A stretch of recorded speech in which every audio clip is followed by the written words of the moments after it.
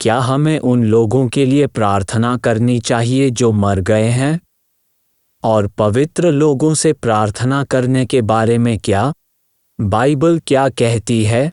नमस्कार, पादरी Georgy pointer to eternity से और दूसरे प्रश्नोत्तर में वापस स्वागत है। बहुत से कलीसिया ने अपने सदस्यों को सिखाया है कि जो लोग पहले ही मर चुके हैं उनके लिए प्रार्थना करना उनकी जिम्मेदारी है। ऐसे लोग दिवंगत व्यक्ति के लिए प्रार्थना करते हैं, ये सोचकर कि ये प्रार्थनाएं उनकी यातना मुक्ति की स्थिति को छोटा कर सकती हैं या उनके बाद के जीवन में उनकी मदद कर सकती हैं। साथ ही ये लोग दिवंगत विश्वासियों से प्रार्थना करते हैं, जिन्हें अक्सर पवित्र कहा जाता है, ये सोचकर कि प्रार्थना करते समय ये पुरुष और महिलाएं उनकी मदद करने जा रहे हैं और उनके लिए हस्तक्षेप कर रहे हैं। इसलिए मृतकों के लिए प्रार्थना करने और पवित्र लोगों से मध्यस्थता करने की ये दोनों प्रथाएं बाइबल आधारित नहीं हैं। बाइबल में एक बार भी मृतकों के लिए प्रार्थना करने या मृतकों से प्रार्थना करने का उल्लेख नहीं किया गया है। फिर बाइबल क्या कहती है?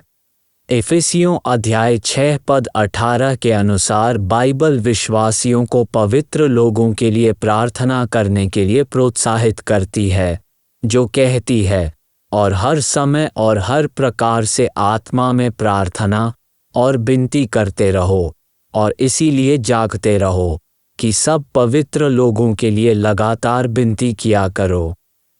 बाइबल सिखाती है कि यीशु मसीह में प्रत्येक सच्चा विश्वासी, अर्थात यीशु मसीह में नया जन्म लेने वाला प्रत्येक व्यक्ति पवित्र है। इसका अर्थ ये भी है, यीशु मसीह के लिए अलग किया गया व्यक्ति। मैं आपको प्रेरितों के काम अध्याय 9 पद 13, प्रेरितों के काम अध्याय 9 पद 32, प्रेरितों के काम 26 पद 10, फिलिपियों अध्याय 4 पद 21, रोमियो अध्याय 16 पद 2, इफिसियों अध्याय 4 पद 12 और इफिसियों 5 पद 3 में कुछ संदर्भ देने जा रहा हूँ। तो यीशु में सभी सच्चे विश्वासी या जो लोग यीशु मसीह में फिर से पैदा हुए हैं वे पवित्र हैं और साथ ही उन्हें पवित्र कहा जाता है।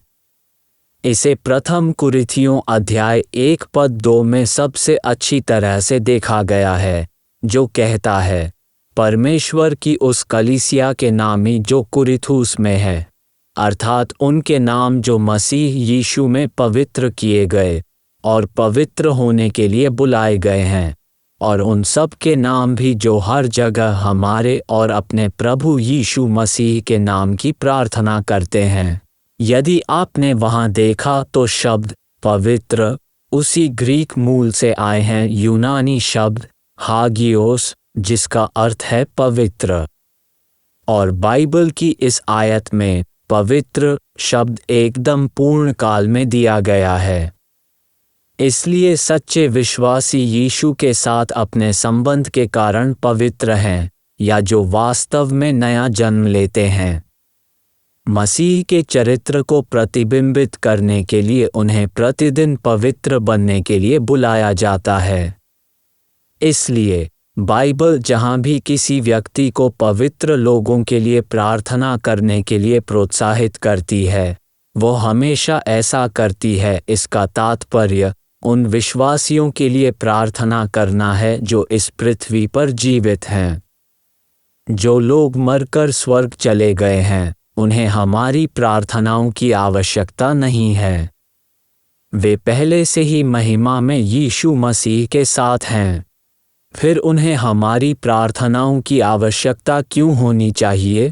और जो मरकर अधोलोक में चले गए, वे अंत के दिन तक अधोलोक में ही हैं। हमने नर्क के विभिन्न हिस्सों की व्याख्या की है, जिसमें अधोलोक भी शामिल है। तो यदि आपने वह नहीं देखा है तो कृपया अवश्य देखें वह, और उस लिंक को विवरण में भी रखने का प्रयास करें। इसलिए जो लोग पाताल लोक में चले गए हैं उनके लिए बचने का कोई रास्ता नहीं है। उनके कष्टों में कोई कमी नहीं आ रही है और न ही इससे मुक्ति मिल रही है। तो पाताल लोक में भी लोगों के लिए प्रार्थना करने का कोई फायदा नहीं है। उन लोगों के लिए प्रार्थना में समय बिताने के बजाय जो इस जीवन को छोड़ चुके हैं, जो कोई फायदा नहीं है, प्रार्थना में अपना समय बुद्धिमानी से उपयोग करें। अपने परिवार, अपने प्रियजनों, अपने दोस्तों, अपने कलीसिया, सभा, अपने सरकारी नेताओं आदि की आध्यात्मिक और लौकिक ज़रूरतों के लिए प्रार्थना में अपना समय निवेश करें। ऐसी प्रार्थनाओं से लाभ और गहरा असर होगा। आशा है कि यह संदेश आपके लिए वरदान साबित हुआ होगा। कृपया इस वीडियो को दूसरों के साथ भी साझा करें। परमेश्वर आपका भला करे। यदि आप इस संदेश से धन्य हैं तो लाइक बटन को अवश्य दबाएं और साथ ही अगर आपने अभी तक सब्सक्राइब नहीं किया है तो सब्सक्राइब का बटन दबाकर सब्सक्राइब करें और साथ ही उस बेल नोटिफिकेशन को भी दबा दें ताकि आपको इसी चैनल पर ऐसे ही धन्य संदेश और अपडेट मिलते रहें।